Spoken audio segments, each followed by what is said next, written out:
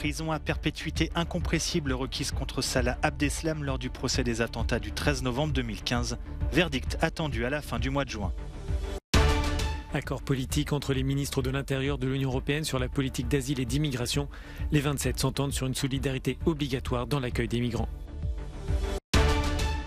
Varsovie annonce son premier cas confirmé de variole du singe, une maladie présente en Afrique qui compte plus d'1 millier de cas désormais dans le monde.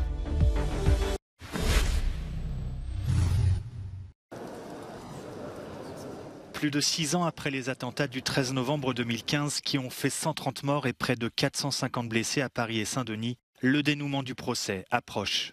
Ce vendredi, la prison à perpétuité incompressible a été requise contre Salah Abdeslam, principal accusé et seul survivant des commandos terroristes, la peine la plus lourde du code pénal.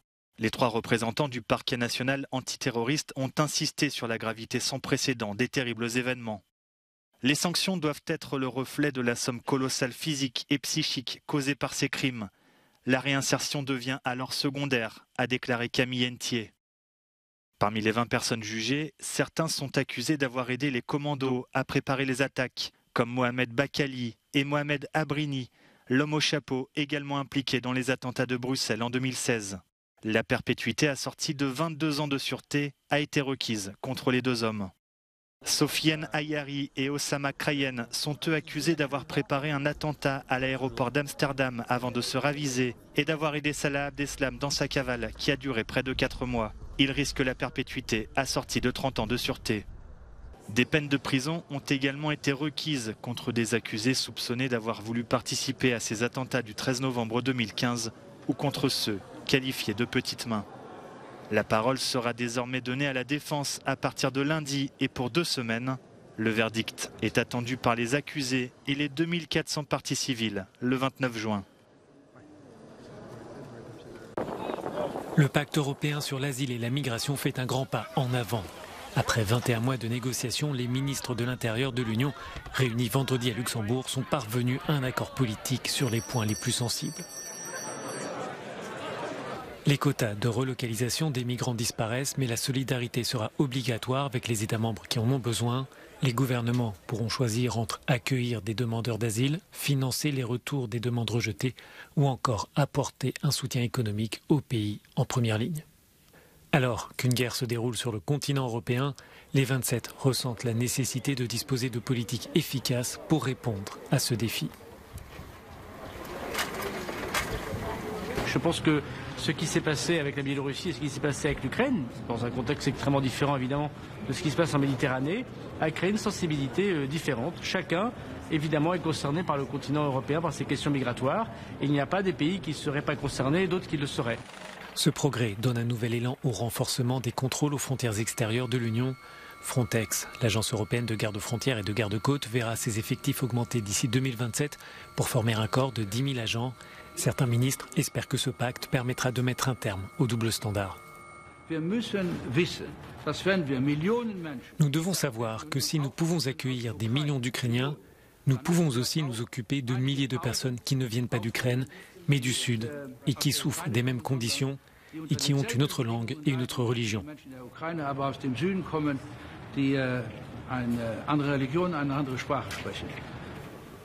Les ONG saluent cet accord et parlent d'un changement, mais elles souhaitent des précisions.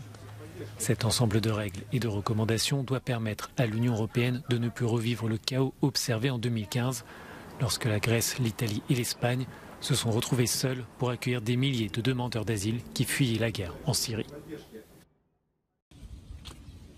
Lors de la Seconde Guerre mondiale, une certaine Anne Frank écrivait son journal. Yegor Kravtsov a vécu les mêmes horreurs et documenté lui aussi sa guerre en Ukraine. Le petit garçon de 8 ans a tenu un journal secret pendant le siège russe de Mariupol, des mots et des dessins poignants pour raconter l'horreur du quotidien. Avec sa mère et sa sœur, ils sont réfugiés à Zaporijia après qu'une roquette a éventré le plafond de leur maison. J'ai une blessure dans le dos, la peau est arrachée, la tête de ma sœur est cassée, ma mère s'est déchiré les muscles de la main et a un trou dans la jambe. Yegor a retrouvé des jeux de son âge, mais son grand-père lui manque affreusement. Il est mort après 2 mois de guerre. Yegor regrette aussi le théâtre de Mariupol, où il adorait aller. Le théâtre où les civils se cachaient, que la Russie a bombardé au début du siège de la ville. Il a toujours aimé dessiner. Il avait l'habitude de dessiner avec un stylo sur du papier et n'a jamais aimé les feutres et les crayons de couleur. Il dessinait des magasins et des jouets avec son stylo. C'était son truc.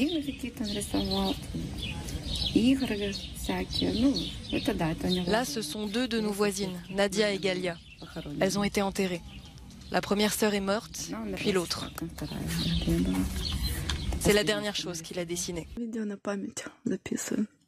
Quand elle a trouvé le livre de son fils, Olena a éclaté en sanglots.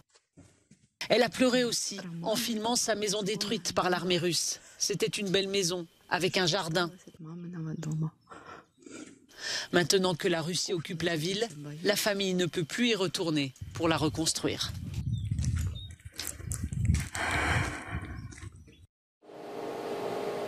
La Pologne est le dernier pays européen à inscrire son nom sur la liste des pays touchés par la variole du singe. Ce vendredi, le ministre de la Santé a annoncé le premier cas confirmé de cette maladie rare, typique des régions reculées d'Afrique centrale et occidentale, inconnue du grand public il y a encore quelques semaines en Europe. Il y a un instant, l'Institut national de santé publique m'a informé que nous avons le premier cas confirmé et que nous avions une dizaine de cas suspects. Les échantillons sont en cours d'analyse, donc le 10 juin est le jour où nous avons détecté le premier cas.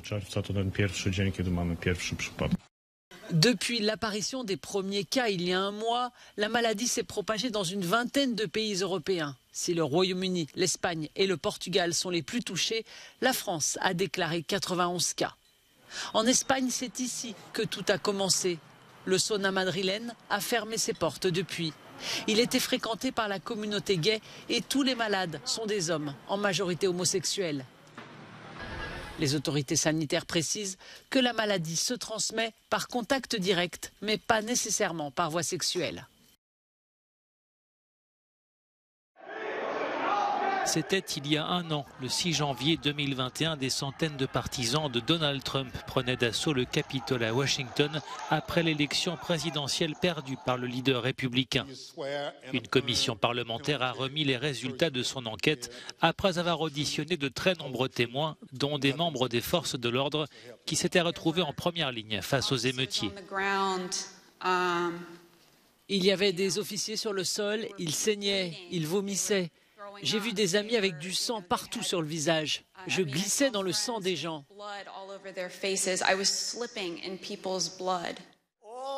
Pour la commission parlementaire, Donald Trump a bien été au cœur de ce qui est qualifié comme une tentative de coup d'État. Son discours avant l'assaut du Capitole a, selon l'enquête, incité ses partisans à se révolter. Ces derniers, particulièrement déterminés, s'estimant s'être fait voler l'élection. Ceux qui ont envahi notre Capitole et affronté les forces de l'ordre pendant des heures étaient motivés par ce que le président Trump leur avait dit, que l'élection avait été volée et qu'il était le président légitime. Le président Trump a convoqué la foule, rassemblé la foule et allumé la flamme de cette attaque. Un policier est mort lors de l'assaut du Capitole, ainsi que 4 manifestants, dont une femme tuée par balle par un agent. 1 an et demi après, Donald Trump continue de nier toute responsabilité dans ces violences et fait même l'éloge de cette journée. Le pape François contraint d'annuler sa visite prévue en République démocratique du Congo et au Soudan du Sud en raison de douleurs aiguës au genou. Le Saint-Père s'est dit attristé par cette annulation alors que les préparatifs battaient leur plein. Initialement prévu du 2 au 7 juillet, ce déplacement en Afrique devait conduire le souverain pontife à Kinshasa, Goma et Juba. Le Vatican n'a donné à ce stade aucune date de report. Le voyage prévu fin juillet au Canada pourrait également être menacé. L'état de santé du Saint-Père, âgé de 85 ans, est au centre des interrogations. Depuis plusieurs semaines, François se déplace en fauteuil roulant et son visage grimaçant lors de ses dernières apparitions publiques traduit ses souffrances. Il a notamment dû subir des infiltrations pour atténuer ses douleurs au genou. Le Vatican assure que les traitements portent leurs fruits mais que le pape a besoin d'encore un peu de temps avant de pouvoir voyager à l'étranger.